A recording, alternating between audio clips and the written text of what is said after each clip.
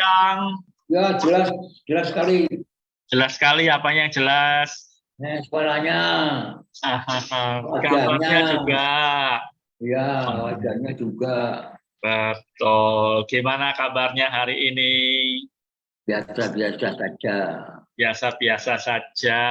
Oke, luar biasa. Nah, di bulan puasa biasa luar, no. Oh, biasa luar. Oke ya. Wah, hebat ya, Dr. Syafik. Puasa tapi tetap luar biasa ya. Termasuk menyampaikan presentasi yang luar biasa juga ya. Baik, sambil kita tunggu teman-teman yang lain akan segera bergabung, kita akan mulai kembali acara Zoom kita hari ini. Ya, ini bulan puasa, kemungkinan teman-teman kita juga tidak banyak aktivitas mungkin ya. Oke, Burian posisi di mana Burian? Di Pasar Rebo, Pak, Jakarta. Oke, di jalan atau di rumah? Di rumah, bentar lagi. Bentar lagi mau apa? Maksudnya mau jalan? On cam. Oh, iya. Kemana jalannya?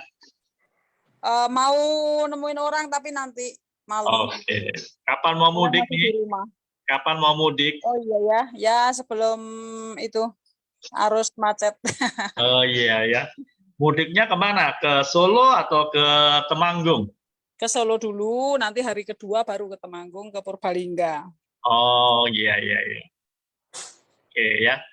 Baik, kita akan mulai untuk acara hari ini merupakan pengulangan atau lebih tepat lagi adalah perbaharuan ya. Karena yang lalu kita punya masalah teknik dengan Zoom-nya, tapi sekarang Zoom-nya sudah kembali lagi pulih. Ya, kita akan bahas satu topik yang penting sekali yang namanya oxidative stress ya. Teman-teman OT itu wajib paham mengenai oxidative stress ya, Dr. Syafik ya. Harus paham mengenai oxidative stress karena ini membantu menyederhanakan pemahaman ya. Jadi kalau kita bisa paham oxidative stress, kita akan memahami bagaimana kerja dari OT, termasuk memahami bagaimana timbulnya banyak sekali penyakit ya. Oke, kita akan langsung kepada pembahasan kita mengenai oxidative stress. Silakan Dr. Syafik untuk waktunya. Monggo dipersilahkan.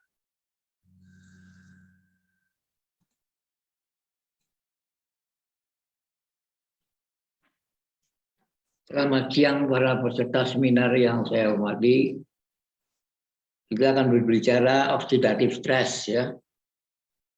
Jadi dari kalimatnya ada stres karena terlalu banyaknya oksidan atau radikal bebas dalam tubuh kita sehingga mengalami gangguan tubuh, sel-sel mengalami gangguan. Nah, sebelum kita mempelajari oxidative stress, saya perlu membahas dulu ada 3 orang wanita yang menguasai tubuh kita, yaitu Mbak Ria atau air, Mbak Dina atau DNA, Mbak Rina atau RNA. Jadi air, DNA, dan RNA ini merupakan faktor yang penting dalam tubuh kita. Nah, dari di sini air berhubungan dengan 3 hal, yaitu dengan energi. Menurut teorinya orang Jepang mengatakan bahwa air juga segelas air bisa ditulisi dengan apa, kemudian nanti kristal-kristalnya bisa berubah kalau kalimatnya baik. Kalau kalimatnya jelek, bisa berubah jelek. Nah, oleh karena itu namanya teori Hado, energi. Jadi air mempunyai energi juga gangguan. Jadi dengan demikian air bisa menerima energi, berarti ada faktor yang namanya proses elektromagnetik. Ya. Air juga akan membuat senyawa kimia yang namanya reaksi kimia. Air juga bisa membuat elektrolit yang namanya proses elektrolisa. Dan kedua proses ini, kimia dan elektrolit tadi, dikendalikan oleh proses yang namanya proses elektrokimiawi. Di mana dalam proses elektrokimiawi ini ada pengaturan yang otomatis yang dilakukan oleh sitokin, kemudian jangka pendek oleh neurotransmitter, dan jangka panjang oleh hormon. Jadi dengan demikian air ini menghubungkan fungsi daripada tubuh kita supaya dalam kondisi yang baik. Jadi kembali elektrolit, kimia, air, dan unsur ya. Dengan demikian air ini merupakan bentuk 70% dari tubuh adalah air. Oleh karenanya air merupakan cairan tubuh. Nah, karena cairan tubuh berarti kita memerlukan suatu bangunan dari tubuh yang namanya sel, yang artinya ruang untuk menampung cairan tubuh tadi. Jadi sel itu adalah ruang. Dan di antara ruang-ruang sel tadi terdapat substansi interseluler atau namanya juga extracellular matrix ya. Nah, ini lihat. Jadi elektrolit yang ada di tubuh kita itu ada yang namanya H-ion, OH-ion dari uraian H2O, ada kalium dan natrium yang merupakan ion-ion yang penting untuk membentuk aksi potensial pada membran sel atau arus listrik pada membran sel, dan juga merupakan pacemaker pada jantung. Kemudian juga ada ion kalsium, magnesium, klorida, dan asam karbonat. Ini juga penting sebagian untuk kofaktor dalam reaksi kimia atau enzim, sehingga dengan demikian elektrolit sangat penting di dalam tubuh kita ini. Nah, kemudian reaksi kimia ini selalu menghasilkan apa yang disebut dengan radikal bebas. Setiap reaksi kimia akhirnya akan membuat radikal bebas, sehingga dengan demikian tubuh kita terdapat anti radikal bebas yang namanya antioksidan. Nah, sehingga dengan demikian kalau jumlah radikal bebasnya terlalu berlebih-lebihan dan jumlah antioksidan tidak sanggup menyelesaikan masalahnya, maka terjadilah oxidative stress. Dan radikal bebas ini ada dua, ada reaktif oksigen spesies dan reaktif nitrogen spesies. Nah, kumpulan reaksi-reaksi kimia ini adalah yang disebut dengan metabolisme. Jadi serangkaian reaksi-reaksi kimia adalah disebut metabolisme. Nah, reaksi kimia ini ada untuk menghasilkan energi. Namun sayangnya proses reaksi kimia ini berjalan lambat, sehingga perlu suatu katalisator yang namanya enzim. Enzim ini tidak bisa bekerja kalau tidak ada kofaktor, yaitu elektrolit, dan koenzim yang biasanya berupa vitamin-vitamin. Sehingga dengan demikian vitamin elektrolit sangat penting untuk menguatkan enzim, sehingga enzim bisa melaksanakan reaksi kimia untuk menghasilkan energi yang bentuk dalam ATP yang namanya metabolisme sejumlah 38 ATP.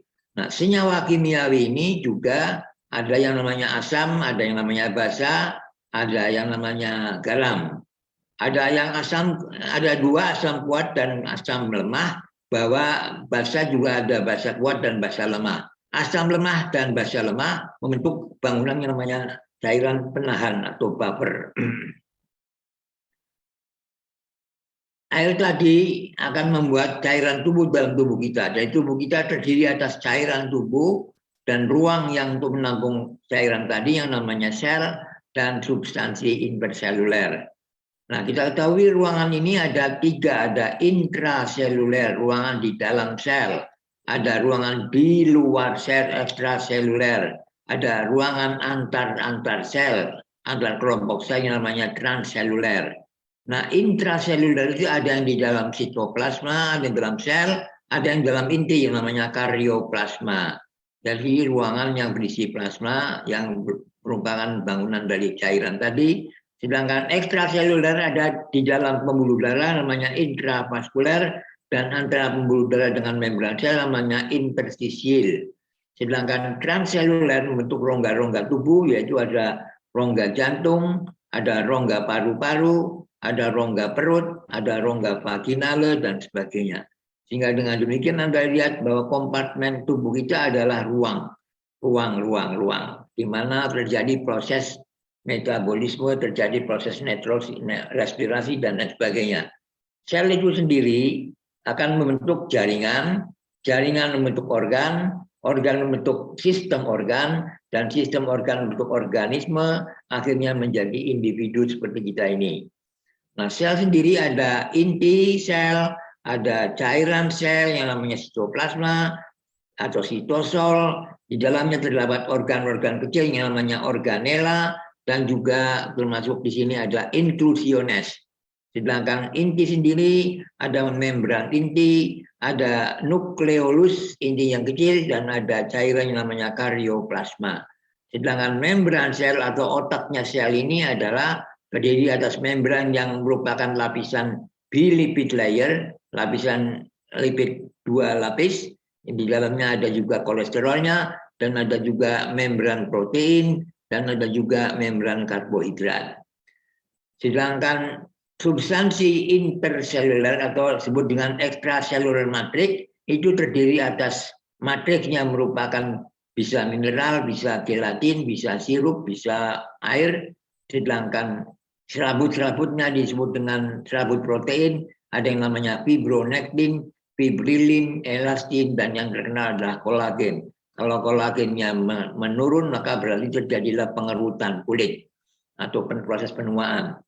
Nah, cairan tubuh ini sendiri masalahnya adalah berupa aliran atau sirkulasi. Jadi cairan lalu berupa aliran dan sirkulasi. Sehingga masalah-masalah tubuh sel ini disebabkan oleh karena gangguan aliran atau gangguan sirkulasi.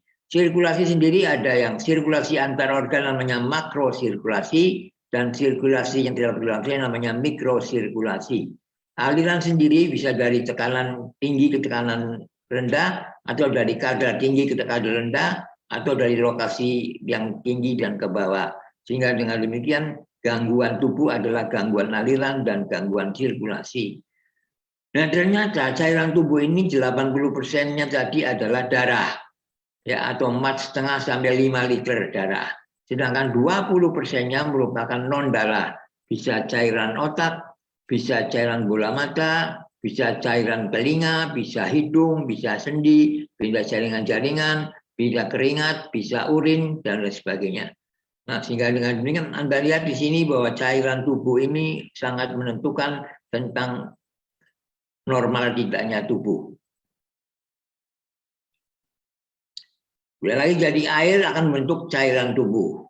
Dan problem cairan tubuh adalah satu aliran, yang dua sirkulasi, yang tiga volumenya, yang keempat viskositasnya. Sedangkan air sendiri juga merupakan tempat di mana berada dalam sel, namanya intraseluler, ekstraseluler, dan transseluler. Sedangkan air juga akan dibatasi antar sel tadi oleh ECM, extracellular matrix. Dan air ini merupakan bagian dari cairan tubuh. Nah, air ditambah unsur namanya bentuk elektrolit jika namanya proses elektrolisa. Sehingga kita kenal adanya pH karena kadar ion H, adanya kofaktor ion Ca, ion Mg, NCN, adanya pacemaker, kalium dan natrium, dan adanya arus listrik atau depolarisasi, repolarisasi. Air dan unsur juga merupakan bisa bentuk senyawa kimia, sehingga namanya reaksi kimia. Sehingga senyawa kimia yang terdiri asam lemah dan basa lemah disebut baper.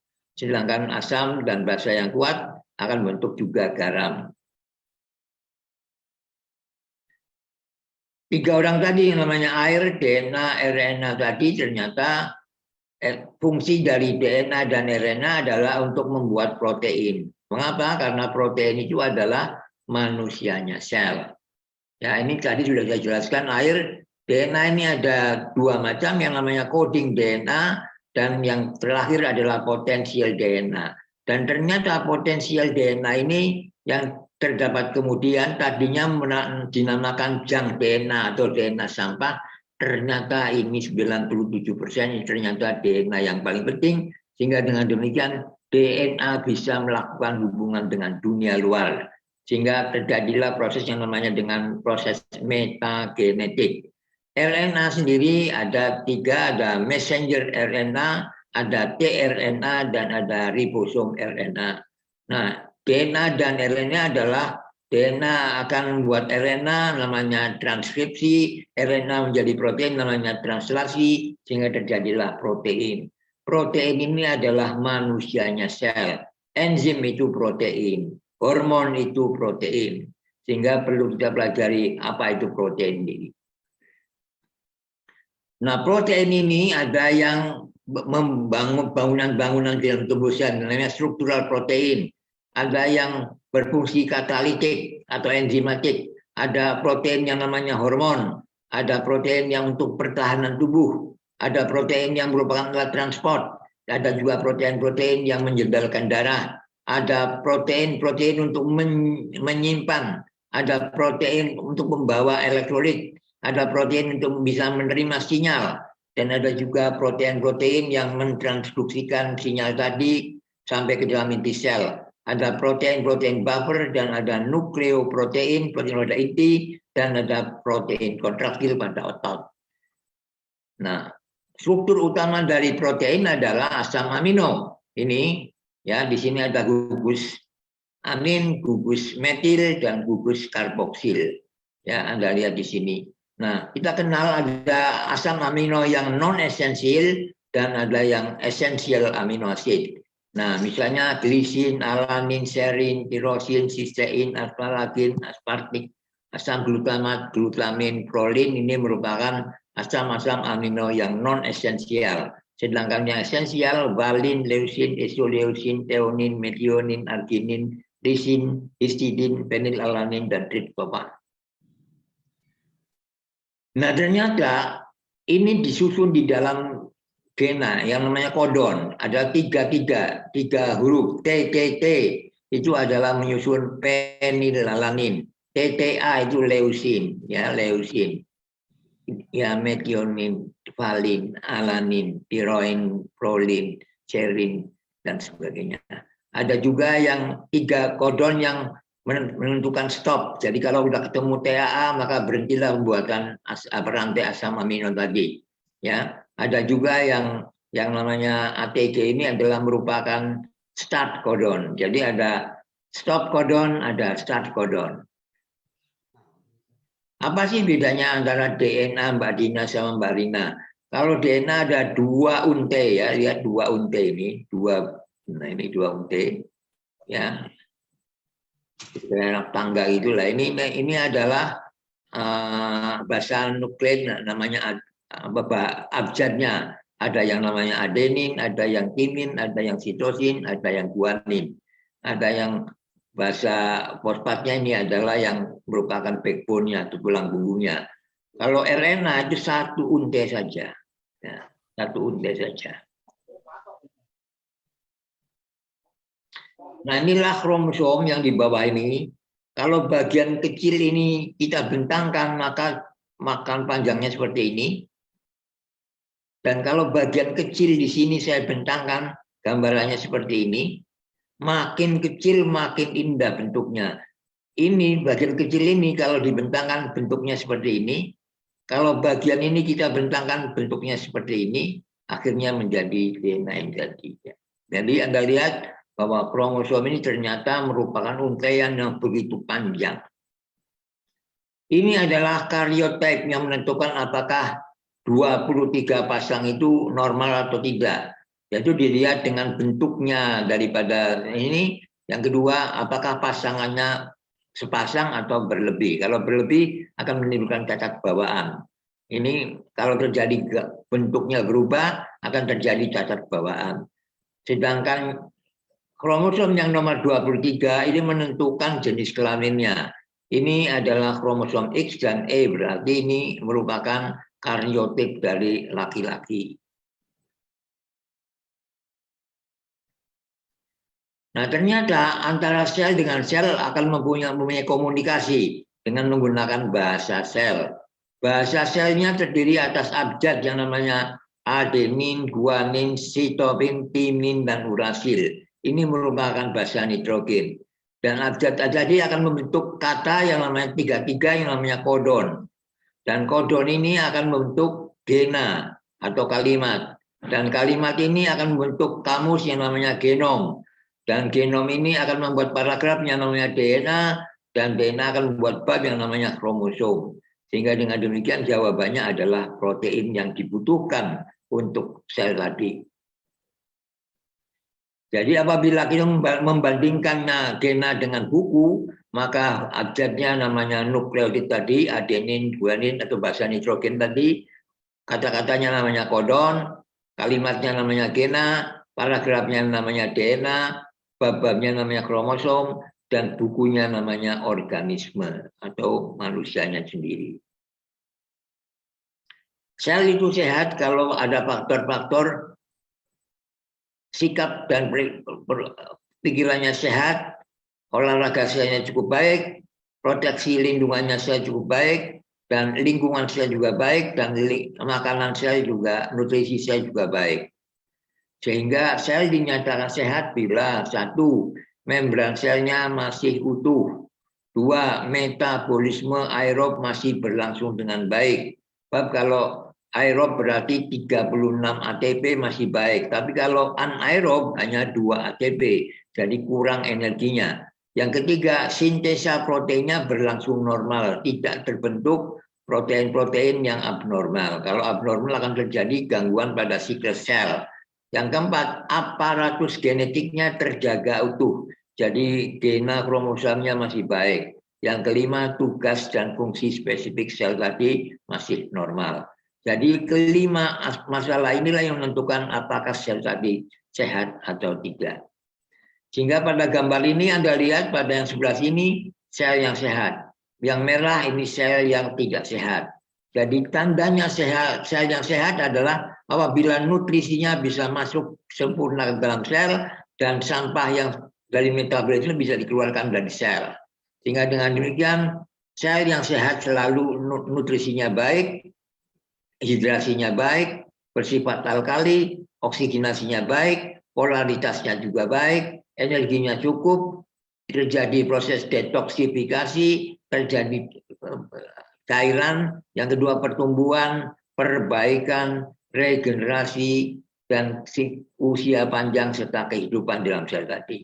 Tapi kalau jumlah makanannya berkurang dan sampahnya juga terhambat, maka sel akan mengalami sakit sehingga dia akan kelaparan, dia tidak hidrasi, dia asam, dia kurang oksigennya namanya hipoksia, polaritasnya berubah, terjadi depolarisasi, energinya rendah, terjadi intoksikasi banyak, terjadi kekentalan, terjadi kerusakan, penyakit, penuaan, dan sampai pada kematian.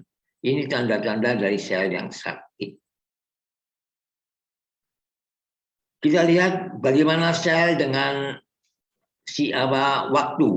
Jadi pada waktu matahari terbit, itu pada otot terjadilah ambilan asam-asam lemak meningkat. Metabolisme glikolitiknya meningkat.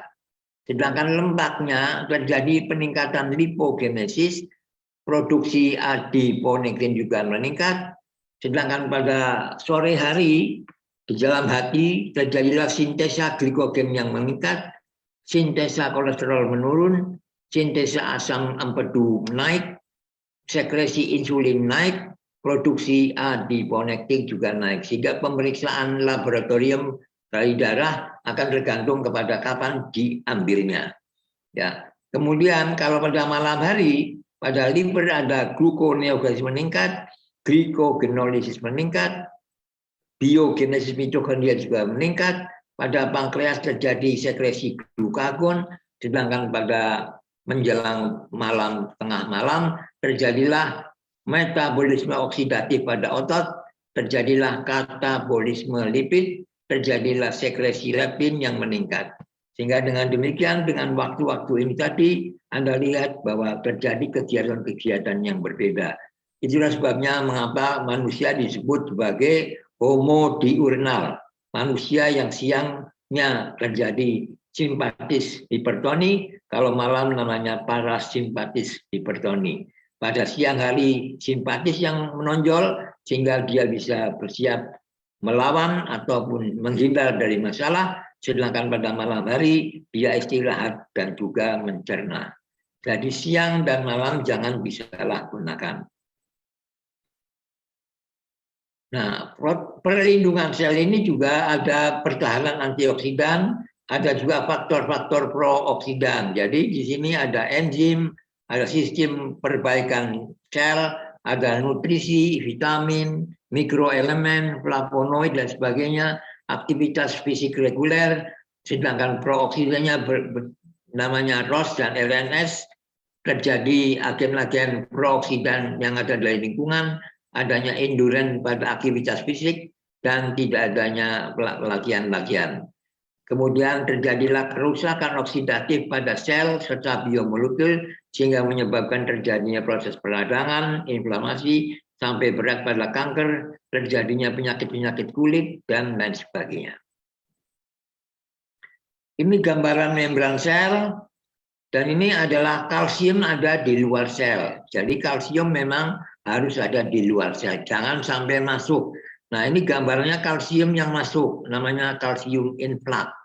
Sehingga terjadilah gangguan mitokondrianya mengalami gangguan karena ada kalsium tadi, dan kemudian terjadilah peningkatan kadar kalium pada sitosol sehingga menyebabkan terjadinya aktivasi enzim-enzim seluler, yaitu enzim-enzim fosfolipase, protease, endonuklease, dan ATPase yang ternyata bisa merusak inti sel, bisa merusak membran sel. Sehingga kalau membrannya rusak berarti tidak sehat, intinya rusak berarti juga terjadi gangguan kerusakan DNA. Dan kemudian ini juga ATP-nya juga akan menurun. Kemudian juga apabila terjadi gangguan pada kebocoran pada mitokondria, maka kalsium ini juga akan menimbulkan penurunan energi ATP, sehingga bisa lama-lama menimbulkan kematian sel. Mitokondria ini Anda lihat, jadi ini ada radikal bebas, ini radikal bebas. Dan ini kalau terjadi ketidakseimbangan akan menimbulkan masalah-masalah yang terjadinya penyakit dan sebagainya.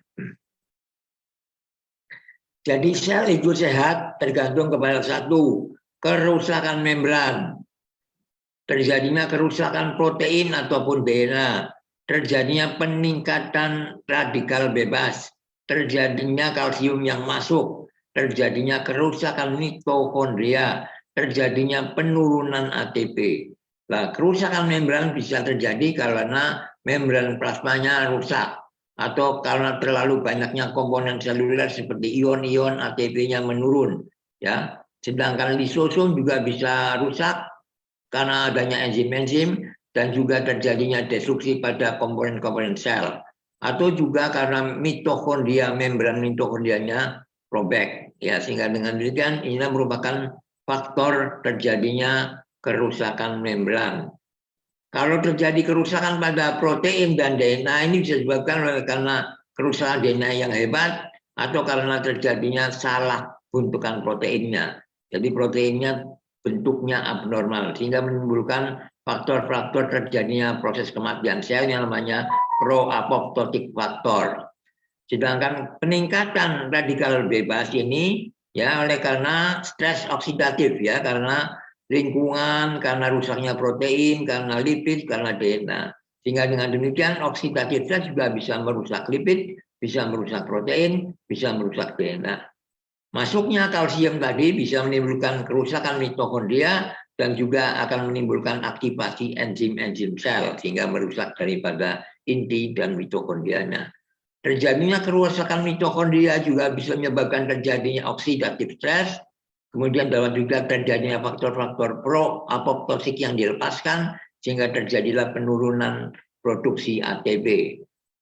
Pengurangan ATP ini juga dapat karena gangguan membran sel, pompanya kurang baik, sintesa proteinnya tidak baik, sehingga terjadi kerusakan membran, dan itu juga karena terjadinya perubahan dari metabolisme aerob ke metabolisme anaerob karena misalnya pH-nya asam. Jadi reaksi di tubuh itu ada yang namanya reaksi redox, di mana Fe2O3 ini akan kelihatan kehilangan oksigen, terjadi menjadi 2Fe, namanya proses reduksi. Sedangkan 3CO ini akan menambah oksigen, namanya oksidasi, terjadi 3CO2. Jadi inilah reaksi redox, terjadi proses pengurangan oksigen, terjadi penambahan oksigen. Ini adalah radikal bebas, ya, akan saya jelaskan begini. Apa toh radikal bebas itu? Jadi radikal bebas adalah suatu atom atau atom yang di sini elektronitnya berkurang. Harusnya sepasang, ini tinggal satu. Dan dia berusaha mencuri elektron dari sel yang lain. Sehingga membahayakan. Maka perlu adanya antioksidan. Adalah pemberi. Dia malah memberi kepada dia kekurangan tadi. Jadi antioksidan memberi, sedangkan oksidan justru merusak sel-sel yang sehat. Nah, tipe-tipe radikal bebas misalnya namanya superoksid, hidrogen peroksid, hidroksil radikal, singlet oksigen, hidroperoksi radikal, lipid peroksid radikal, nitrik oksid, peroksinitrit. Inilah ROS dan ini RNS. Ini reaktif oksigen spesies, ini reaktif nitrogen spesies. Yang oksigen itu misalnya singlet oksigen, ozon, HO2-, hidroksil peroksid, kemudian hidroksil radikal, kemudian superoksid radikal anion, terjadinya juga lipid peroksil, terjadi peroksid ROOH dan hipoklorik asid ini. Sedangkan yang RNS adalah nitrous oksid, peroksinitrat, nitroksil anion, nitrogen dioksid, dinitrogen dioksid, nitrous asid, nitril klorid. Ini merupakan radikal bebas kelompok RNS. Ini radikal bebas kelompok ROS. Ada sebagian pendapat lain bahwa juga ada radikal bebas yang dari sulfur ini, yaitu RNSR ya. Tapi jadi dengan demikian dalam tubuh kita banyak sekali radikal bebas dan setiap reaksi kimia akan bisa menghasilkan radikal bebas. Nah, kehidupan kita dilingkungi dengan sinar ultraviolet. Nah, sinar ultraviolet ini bisa menimbulkan radikal bebas. Kemudian juga gangguan pada mitokondria juga bisa menimbulkan radikal bebas. Peradangan juga bisa menimbulkan radikal bebas. Polusi udara juga bisa menimbulkan radikal bebas. Dan juga merokok bisa menimbulkan radikal bebas. Radiasi ion juga bisa menimbulkan radikal bebas.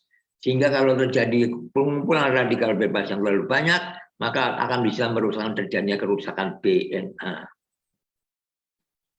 Jadi radikal bebas ini bisa karena polutan kimiawi, oleh karena proses radiasi, karena merokok, karena sinar ronsen, karena ozon, karena polutan-polutan lingkungan, karena juga pestisida, oleh karena sinar matahari, juga oleh karena pengawet makanan dan makanan sendiri, juga oleh karena obat-obatan, yang semuanya kalau terjadi radikal bebas akan bisa menimbulkan kerusakan protein, terjadi kerusakan lipid, dan juga terjadi kerusakan-kerusakan pada sumber-sumber endogen. Misalnya di sini peroksisomnya rusak, santin oksidasinya, enzimnya juga rusak, terjadi fagositosis, arakinon, semuanya ini adalah menunjukkan proses-proses endogen yang membahayakan sampai kepada terjadinya iskemia.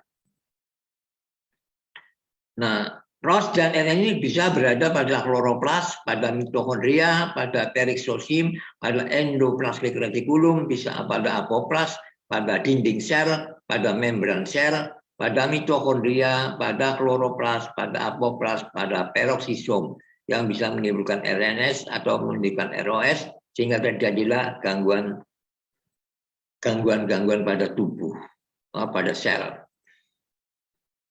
Ya, namun demikian ROS dan RNS juga mempunyai dua fungsi, fungsi fisiologik dan fungsi patologik. Kalau fungsi fisiologik adalah bagaimana sel bisa mengalami diferensiasi. Jadi sel itu juga kadang-kala menua dan bisa merusak sehingga terjadi perlu diadakan diferensiasi sel. Untuk diferensiasi sel perlu ROS tadi. Dapat juga karena proliferasi sel. Jadi proliferasi selnya kalau terganggu juga kita perlu aktivitas dari ROS.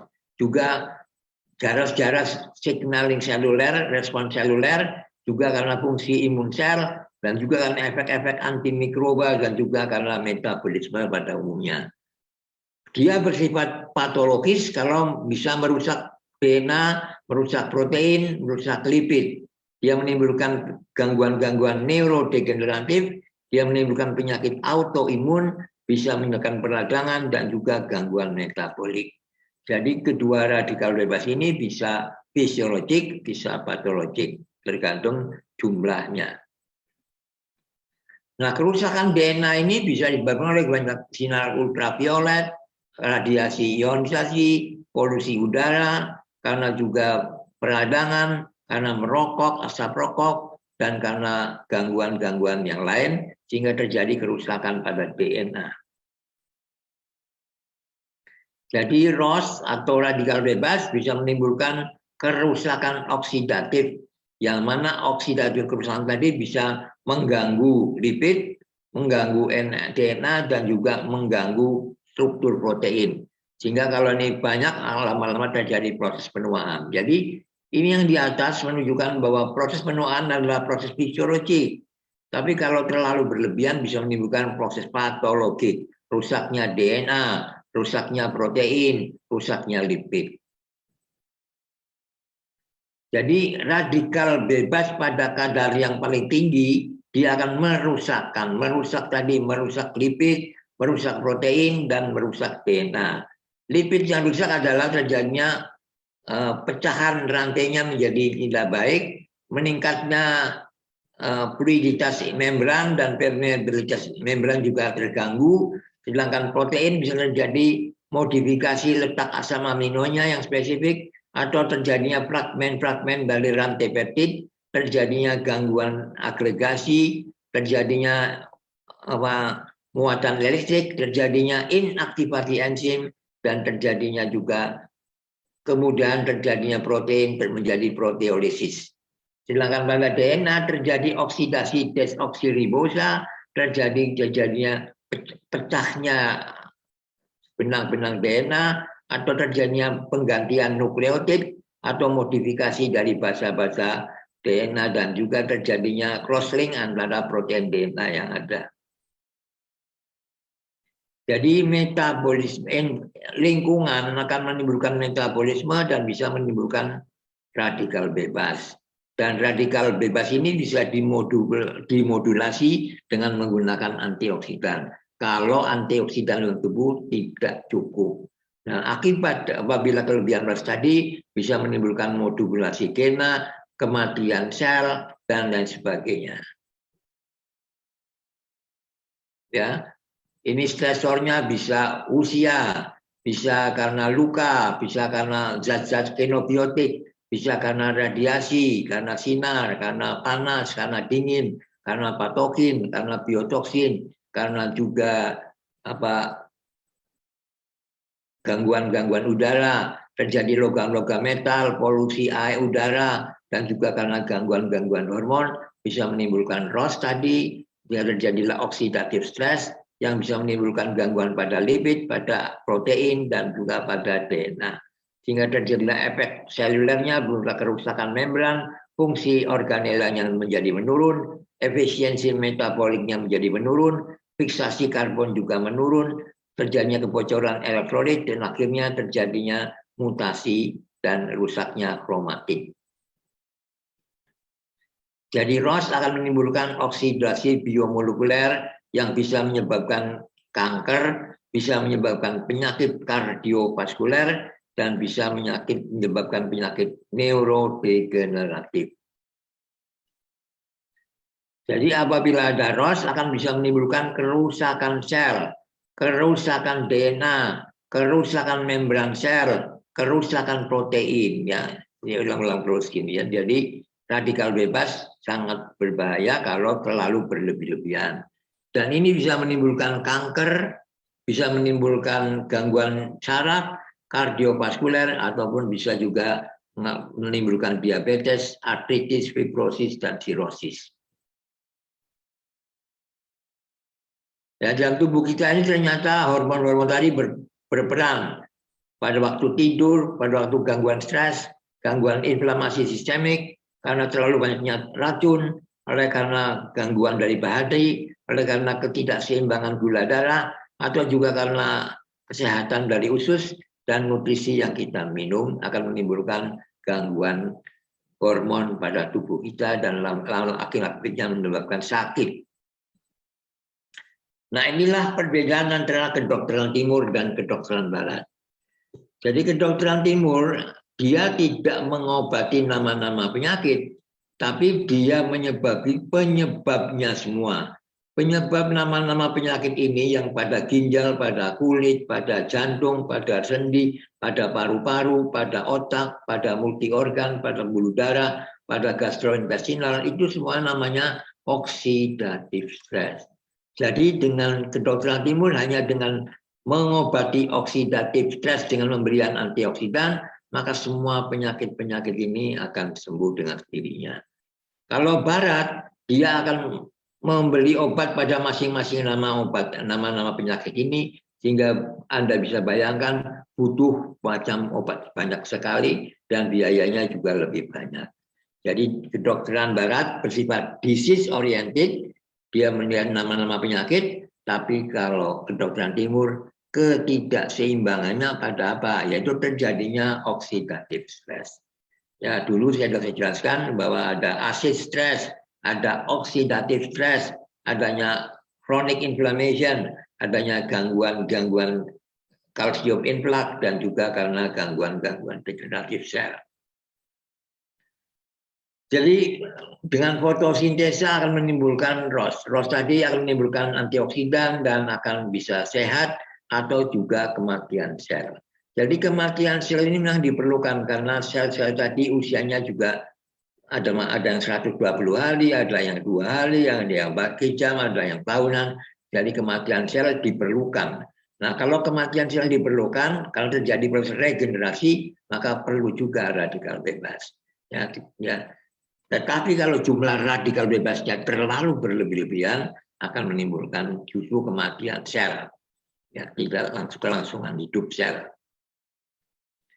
Nah, oxidative stress kalau mengenai pembuluh darah akan menimbulkan gangguan lapisan dalam dari pembuluh darah, namanya disfungsi endotel, akan meningkatkan kontraktilitas dari pembuluh darah, akan menimbulkan peradangan pada pembuluh darah, akan menimbulkan fibrosis dinding pembuluh darah, akan menimbulkan perubahan vaskuler. Pada jantung, dia akan meningkatkan kontraksi jantung, akan menyebabkan hipertrofi jantung, akan menimbulkan fibrotik jantung, akan menimbulkan perubahan gangguan jantung. Pada ginjal akan menimbulkan gangguan vaskuler pada ginjal, akan menimbulkan glomerulosklerosis, akan menimbulkan atrofi tubular ginjal, akan menimbulkan peradangan, hipertrofi sampai pada albuminuria.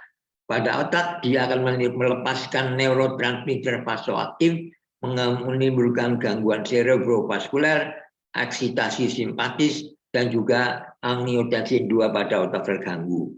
Sedangkan pada sistem imun, oxidative stress akan menimbulkan peradangan, respon imun diri menurun, terjadinya fibrosis.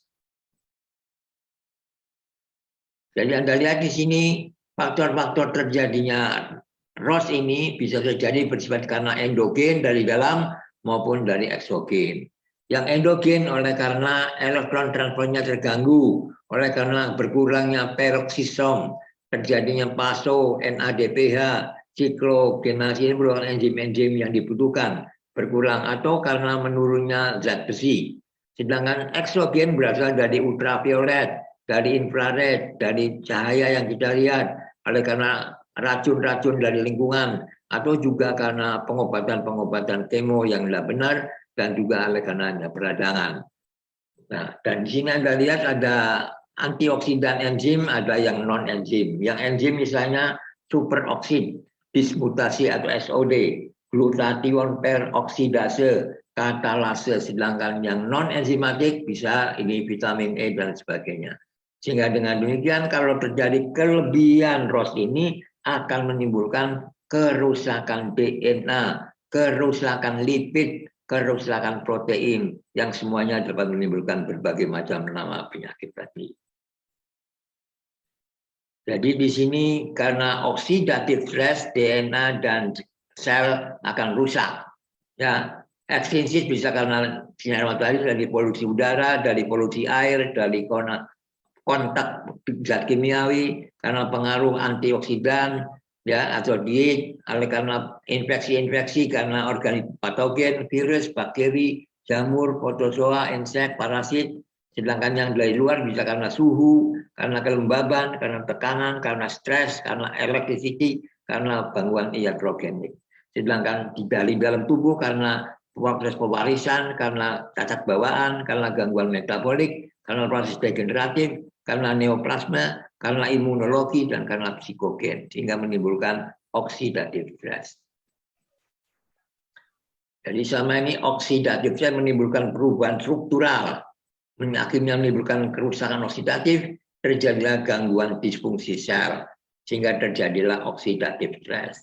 Mulai dari gangguan homeostasis sampai pada signal-signal redoksnya terganggu, kemudian terjadi stres redoks, dan akibatnya terjadilah kerusakan oksidatif. Nitrik oksid juga berbahaya karena bisa menimbulkan gangguan homeostasis kardiovaskuler, menimbulkan gangguan pada proliferasi sel, gangguan neurotransmisi saraf, gangguan apoptosis, gangguan angiogenesis, dan juga gangguan imun respon. Jadi senyawa-senyawa prooksidan ini juga kalau banyak lama-lama bisa menimbulkan penuaan senescen ini. Dan karena penuaan ini akan bisa menimbulkan senyawa-senyawa antioksidan misalnya vitamin E, vitamin C, karotinoid, flavonoid, ya, katekin dan sebagainya. Atau juga senyawa-senyawa yang menyebabkan penuaan senolitik misalnya kurkuminoid, flavonoid, fenol, dan sebagainya. Ya, oke. Sama ya. Jadi ada faktor endogen, ada faktor eksogen, ya, terjadi produksi ROS, terjadi oksidatif stres, sehingga perlu diberi antioksidan, sehingga dengan demikian gangguan peroksidasi lipid tidak terjadi, mutasi DNA juga tidak terjadi, peroksidasi protein juga tidak terjadi, respon seluler juga tidak terjadi, sehingga dengan demikian tubuh bisa sehat kembali. Nah, antioksidan ini bisa berasal dari ekstrak dari luar, misalnya dari flavonoid, misalnya AUT ini kan flavonoid, dari vitamin, dari polifenol, dari asam lambung, asam vitamin C, dan juga dari SOD, dari katalase, DSA, dan NADW. Ini merupakan enzim-enzim yang ada dari tubuh. Jadi kalau tidak seimbang antara oksidan dan antioksidan, maka terjadilah oksidatif stres. Ya. Ini adalah antioksidannya, ini adalah oksidannya. Oksidan kalau lebih besar dari antioksidan, akan timbullah oksidatif stres. Nah, oksidan ini bisa gaya hidup karena infeksi, karena penurunan kapasitas antioksidan tubuh, sehingga akibatnya terjadi antioksidan yang berlebih-lebihan. Kalau diberi antioksidan bisa jadi penyembuhan, jadi bisa seimbang kembali. Sehingga dengan demikian Anda lihat bahwa infertilitas ketidaksuburan juga dapat disebabkan oleh karena oksidatif stres. Sama ya ini? Ulang-ulang. Oke, sama. Jadi ini ada antioksidan, ada prooksidan. Ya, antioksidan misalnya radikal trapping, regenerasi, kelasi logam, inhibisi ion hidroksi, sedangkan di prooksidan bisa biomolekuler, kerusakan misalnya lipid, protein DNA, dan terjadi pembentukan noda.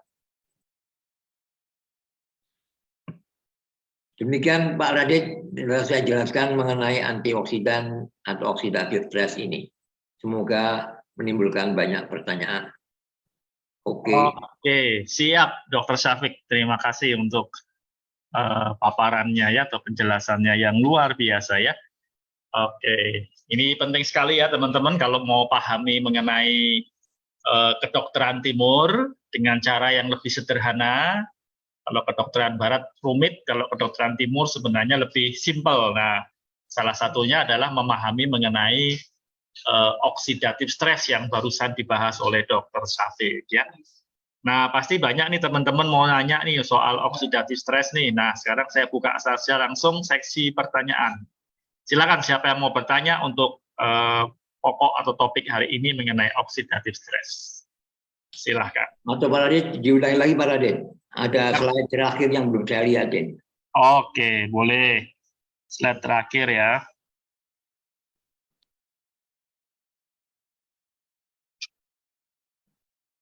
Slide yang terakhir.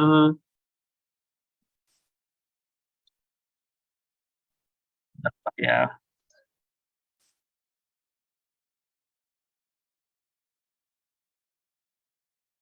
Tentang Auti, terus.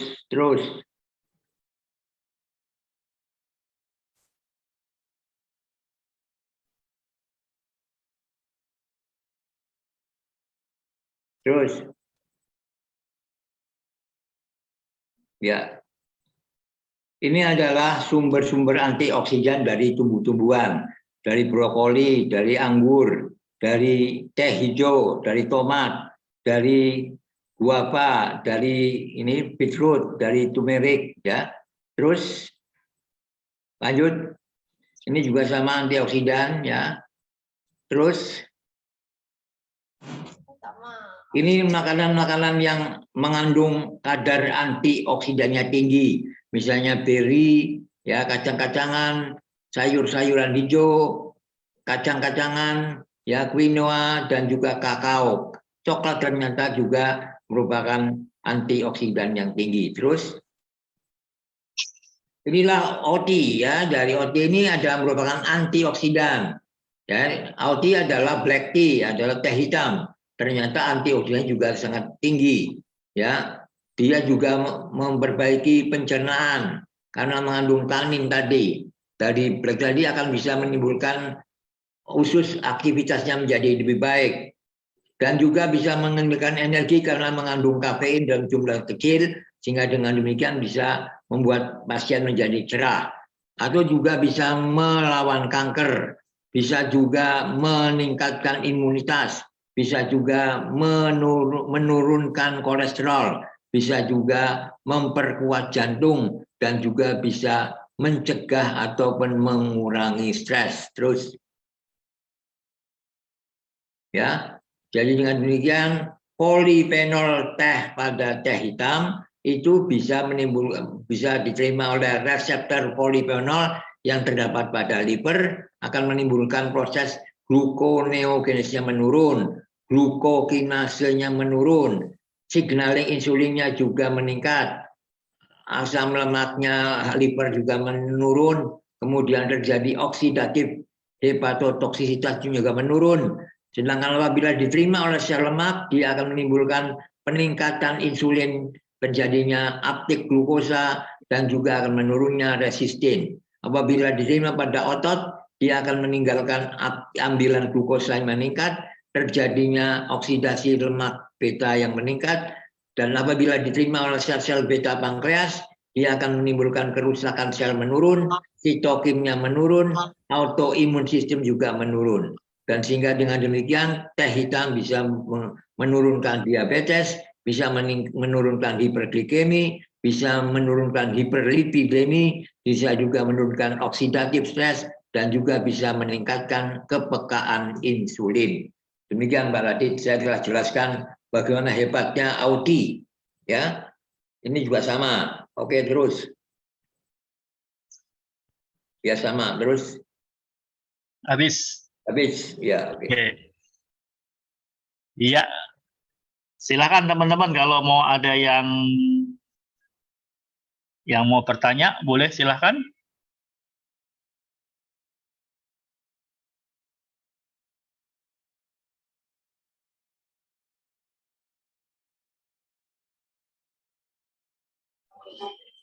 Halo Pak Safik. Halo. Berarti sumber dari segala penyakit itu sebenarnya cuma itu aja ya Pak ya? Iya.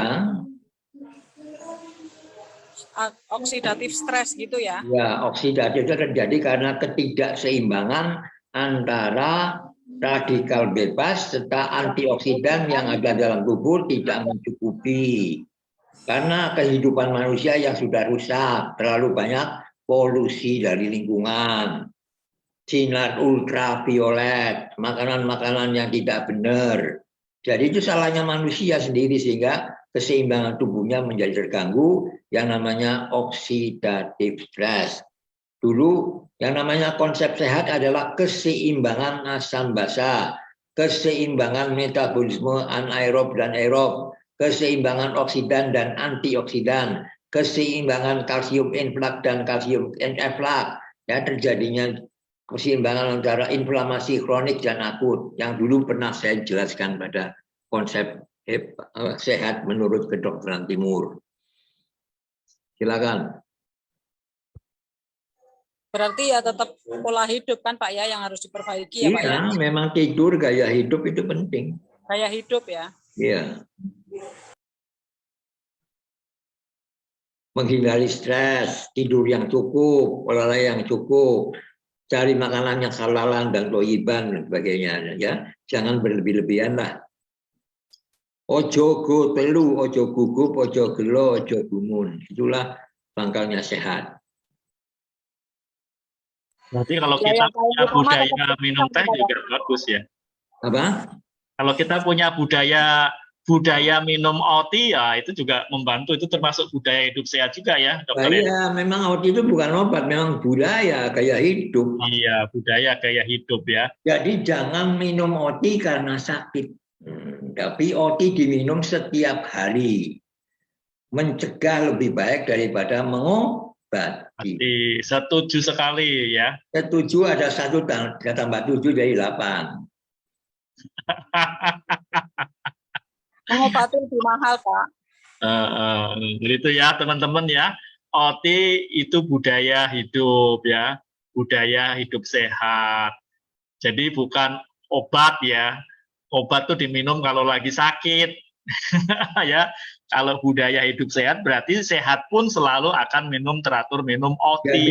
Jadi kalau mencari OT bukan di apotek tapi di rumah, karena di rumah terdapat gaya hidup. Tapi kalau obat carinya di apotek, disitulah banyak sekali obat. Obat ini penyakitnya ini, obat ini penyakitnya ini. Karena kedokteran barat harus menamakan nama penyakitnya supaya dapat dikasih obatnya. Lah namanya 1000 penyakit, ya obatnya 1000. Lah 1000 biayanya biayaan, modalnya modal madul, stres no, stres. Makin stres imunitasnya menurun, loro meneh, sakit meneh. Itulah menyelesaikan masalah bukan tanpa masalah, tapi menimbulkan masalah baru. Demikianlah kedokteran barat. Kayak ngono dituruti, ya, gendeng pamungkas. Gendeng pamungkas. Ya. Alias bahasa Purwoketone gemblung. Oh iya. Iya ya Pak ya. Tapi ya udah mendarah daging Pak. Ya. Pemahaman yang ini. Ya silakan kalau masih pakai tapi terus terus. Lah ini namanya gaya hidup tapi. Nggak boleh ya puas. Ya. Pakai pegadaian aja, selesaikan masalah tanpa masalah. Jangan menimbulkan masalah baru.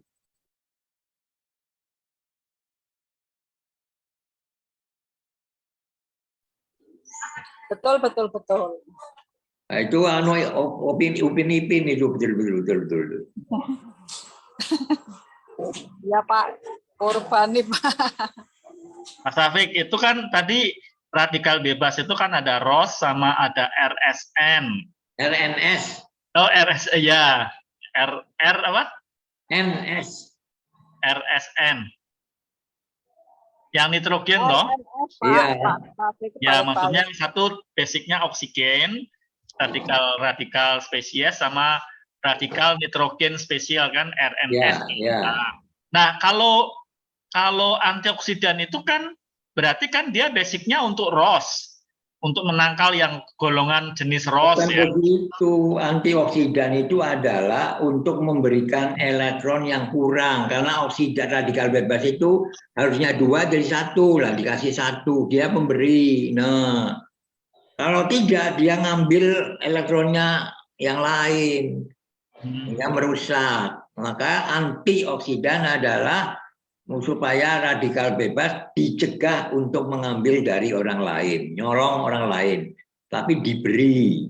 Jadi antioksidan adalah BRI, beri, Bank Rakyat Indonesia. Berarti itu bisa juga untuk yang golongan ROS sama RNS ya? Dua-duanya ya?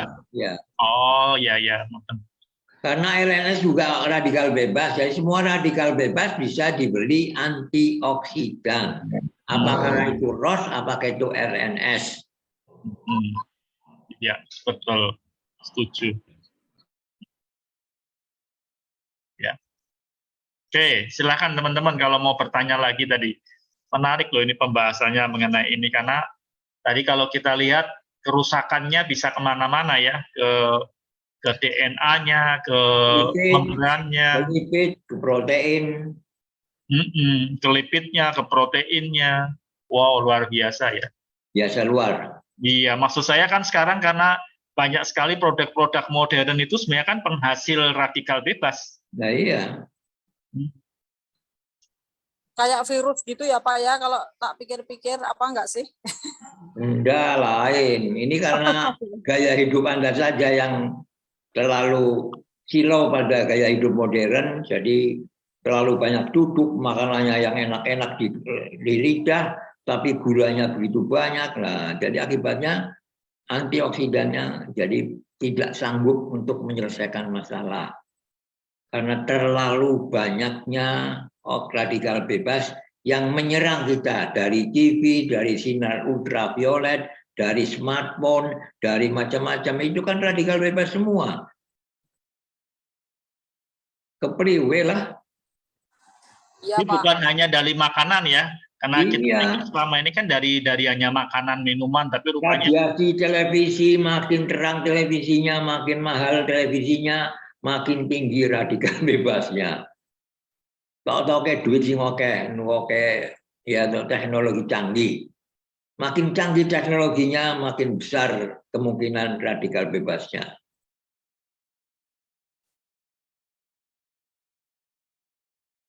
Mata kita jadi rusak karena terlalu banyak kena radiasi itu.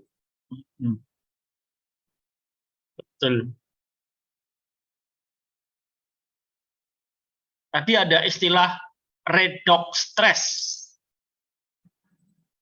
Itu maksudnya oksidatif stres itu atau bagaimana, Pak Sapik? Redox stress. Redox itu reaksi kimia yang di situ ada proses reduksi, ada proses oksidasi. Itu hasilnya setiap reaksi kimia akan menghasilkan radikal bebas. Setiap pabrik kaos akan menimbulkan kaos yang rusak. Setiap pabrik gelas akan menimbulkan gelas yang rusak. Itu adalah sudah hukum alam. Jadi kita lebih baik mencegah lebih baik dengan gaya hidup yang sehat.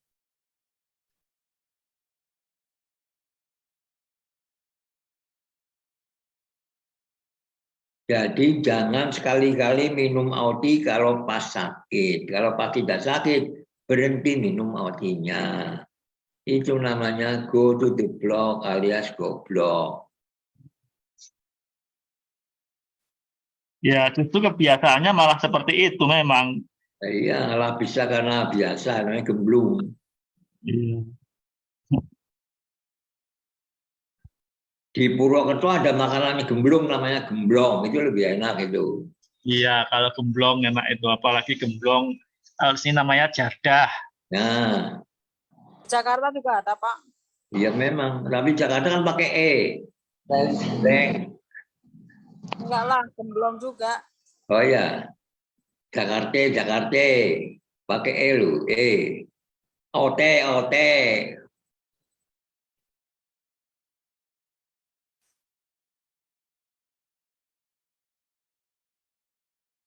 Siapa lagi yang mau tanya? Berarti sudah pintar semua ini. Semuanya ahli oksidatif stres. Termasuk Profesor Suharni, ya itu juga ahli. Sudah. Nita juga sudah ahli itu. Teman-teman silakan, mumpung masih bahas mengenai ini. Dari Solo nggak pernah ada yang tanya kok. Yang tanya itu orang luar-luar semua, itu aneh. Mbak Harni, nanya Mbak Harni. Ya, baru Itu dibuka. pada ngumpet, Pak. Lah, Nih Pak mau nanya, nah, silakan. kan feedback Ekonya diulangi itu ekonya. ya, kan ya. Ya, kan kemarin saya dapat tuh Pak di TikTok itu ada dokter yang bilang bahwa sebetulnya hasil pengecekan kolesterol, asam urat sama gula itu tidak menjadi patokan tentang kesehatan seseorang. Tapi yang menjadi patokan itu kadar racun di dalam tubuh gitu Pak. Ya Gitu, itu Pak. yang tadi bilang tadi itu semuanya racun. Ya. Ya, jadi kolesterol itu racun karena kelebihan, terutama LDL ya, low density lipoprotein. Ya, lethal lipoprotein itu LDL-nya. Kalau terlalu banyak itu namanya racunnya banyak.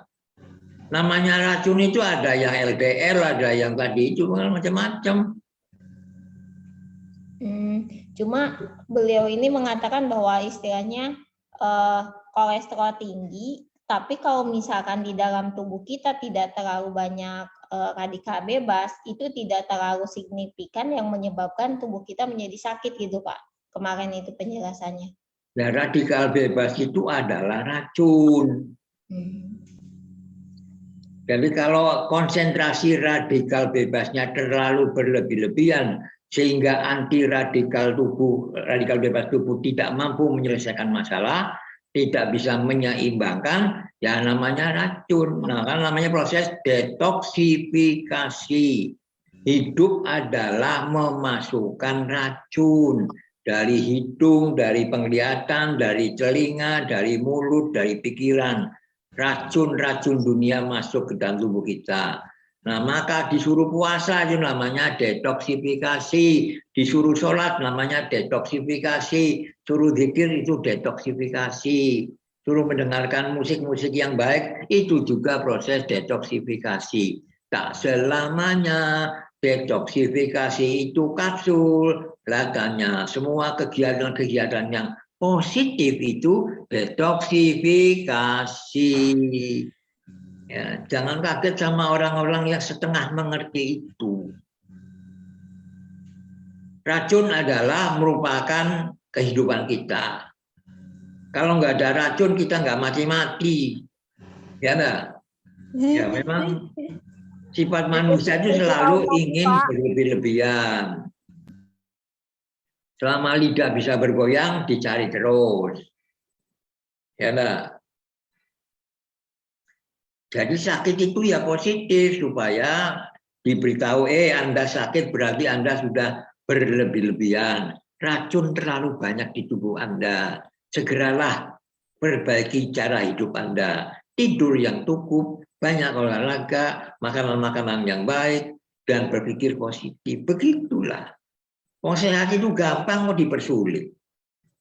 Yang mempersulit siapa? Ya dokter sendiri, ya pasien itu sendiri. Ya orang-orang yang selalu berpendapat terus tapi nggak pernah melakukan. Ya nggak? Senangnya berbeda pendapat tapi ya podo wae. Racun tetap racun. Racun di tubuh ada dua. Racun yang larut dalam lemak dan racun yang larut dalam air. Yang larut dalam lemak itu simpenannya pada otak, pada jaringan saraf. Yang air itu maka liver berguna untuk mengubah racun yang dari lemak menjadi larut dalam air supaya bisa dikeluarkan melalui tubuh, melalui kencing, melalui feses dan sebagainya. Jadi fungsi hati adalah membantu detoksifikasi Pak, dengan cara merubah racun yang tadinya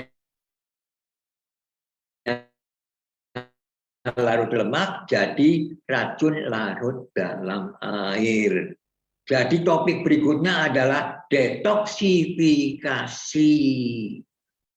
Ya, apa itu detoksifikasi? Paham? Ya, Pak. Pertemuan berikutnya detoksifikasi. Siap, Pak Syafiq. Livernya nggak boleh Detoksifikasi. sakit kan Pak Safik? Eh?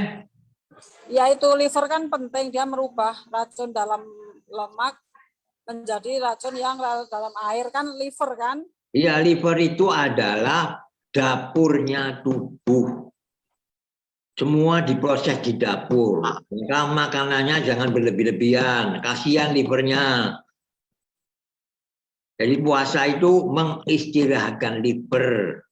Gaweannya sidik, jadi dia bisa istirahat. Bisa nonton TV gitu livernya. Wah keren ya. Keren. Saya jadi bayangin livernya nonton TV, Jadi santai-santai. kalau kerjanya berat tuh livernya terganggu juga. Ya betul Pak, kasihan Pak. Silakan bekerja berat tapi pikirannya positif, jangan negatif. Bekerja ringan tapi pikirannya negatif sama aja ratunya kokeh. Nanti cepet darmo. Iya. Kalau sudah dharma akhirnya jadi tuwek itu. Oh, pinter ya sekarang Bu Rian. Oh pinter oh piye. Ya kan, tapi mendengar terus harus menyimpulkan sendiri. Biar ingat maksudnya. Suka lupa juga Pak. Ya Berani karena Pak. ingatnya kalau hari Rebo, karena Anda berada di pasar Rebo toh. Jadi ingatnya kalau Rebo, kalau Kamis nggak ingat.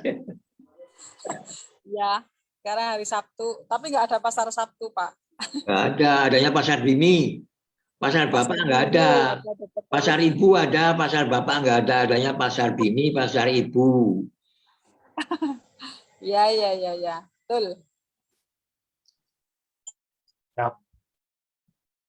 Oke ya, jangan lupa topik Sabtu depan adalah detoksifikasi ya. Pak itu kalau bahas detoksifikasi berarti ada bahas livernya juga kan Pak? Ya jelas no. Oh ya, siap, siap, siap. Masa liver ditinggal? Liver kok ditinggal? Ya. Gimana toh Bu? Okelah, kalau begitu. Ya, mau Pak. Pak Safik tadi kan di slide itu juga dijelaskan kalau sebenarnya radikal bebas itu kan dalam batas atau dalam jumlah tertentu yang sedikit itu kan bermanfaat juga ya untuk tubuh. Iya, iya, karena kematian sel itu merupakan keharusan. Sel-sel yang sudah tua harus modar, namanya apoptosis. Ya, tapi kalau sel-sel yang matinya mati mursal namanya nekrosis. Yang nekrosis ini yang berbahaya, begitu loh Pak.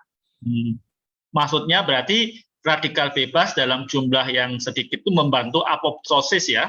Iya, karena dia bisa mempengaruhi sintesa protein, bisa mempengaruhi lipid, bisa mempengaruhi DNA. Jadi siklusnya bisa dipengaruhi dan sebagainya. Oke, jadi sel-sel yang memang sudah tua itu dibantu untuk meninggal dengan tenang. Ya. Termasuk puasa ini juga autopagi. Itu autopagi kan bagian dari kematian sel. Namanya autopagi, di mana sel makan sendiri sel-sel yang sudah rusak. Nah, tugas kita memperkuat peranan sel untuk bisa memakan sel-sel yang sudah tua. Itu loh, Pak. Oke. Setiap menit ada 170 million sel yang darmo. Yang perlu diregenerasi. Masing-masing sel itu usianya beda-beda gitu loh. Misalnya sel darah merah itu usianya 120 hari. Kalau sudah 120 hari, dia langsung pergi ke limpa. Pak, aku ada darmo, wis tuwek. Nah, nanti dihancurkan oleh limpa, oleh Pak Lim itu. Kemudian dirubah, jadi HB-nya dibeli eritrositnya, dikirim lagi ke liver untuk dijadikan eritrosit baru. Maka di dalam tubuh kita juga banyak stem cell-nya. Stem cell itu adalah berfungsi untuk mengganti sel-sel yang sudah rusak. Kasur rusak diwali ya kasur rusak. Iya ya. Kasur rusak dibalik ya tetap rusak ya. Gedang ngadeg ya diwali ya gedang ngadeg. Gedang ngadeg ya diwali gedang ngadeg. Iya. Lah iya. Balik tetap sama ya. Iya, jelas ya. Berarti radikal bebas memang sebenarnya ada manfaatnya, asal jangan kelebihan. Iya, maka dalam agama itu bahwa hidup jangan berlebih-lebihan. Sakma wae gitu loh. Betul. Lagunya dangdut sedang-sedang saja. Tapi kalau sering mendengarkan lagu dangdut, segera dut gitu loh. Cepat dut. Oh, buai dut. Dut ya Dharma Wimang. Itu artinya dut. Dut yang satu gendut, gendut.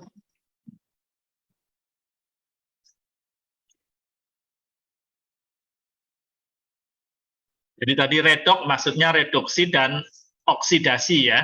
Iya, kan tadi ada gambaran bahwa setiap reaksi kimia itu mengandung di mana logam yang tidak pakai oksigen sekarang pakai oksigen. Yang namanya tambahan oksigen. Yang kehilangan namanya redok. Yang ditambah namanya oksidasi. Gitu.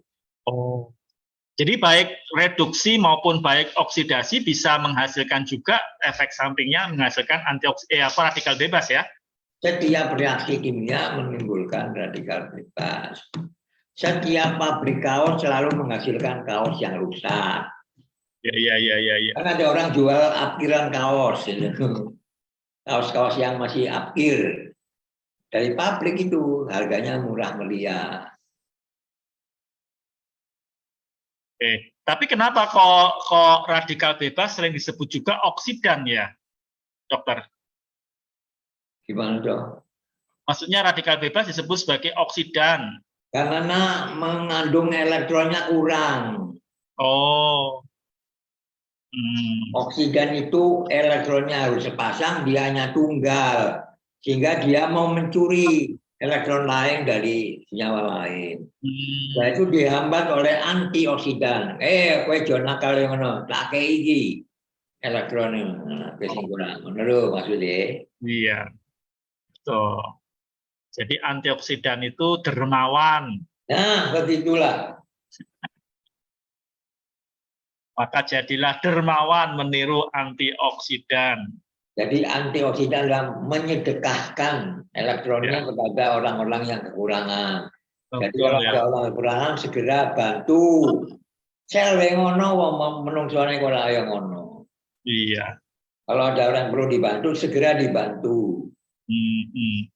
Jadi kalau orang sering membantu itu bisa disebut dia bersifat antioksidan. Nah, iya, anti kemapanan.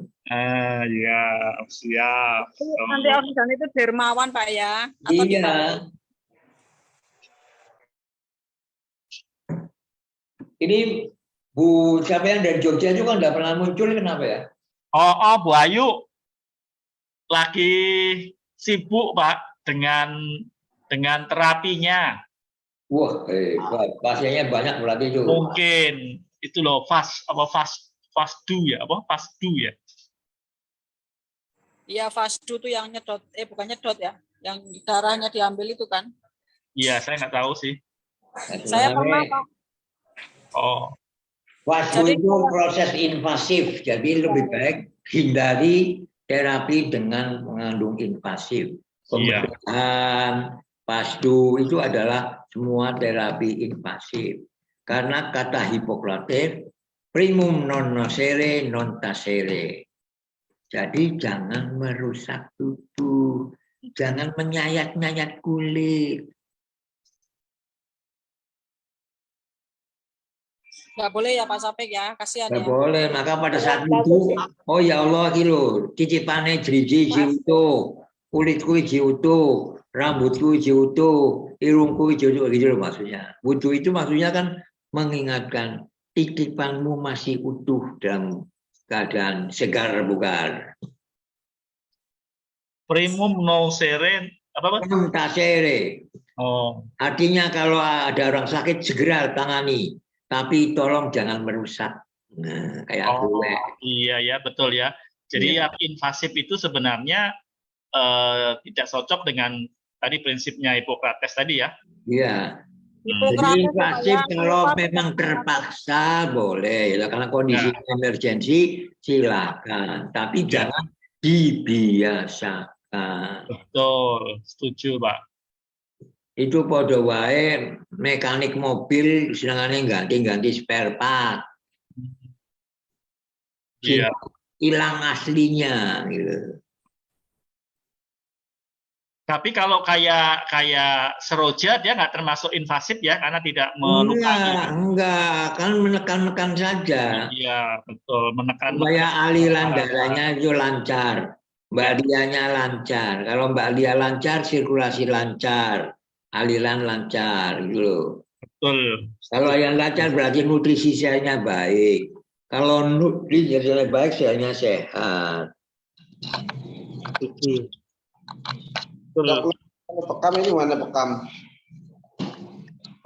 Bekam bagaimana? Ada yang tanya tuh Pak, bekam.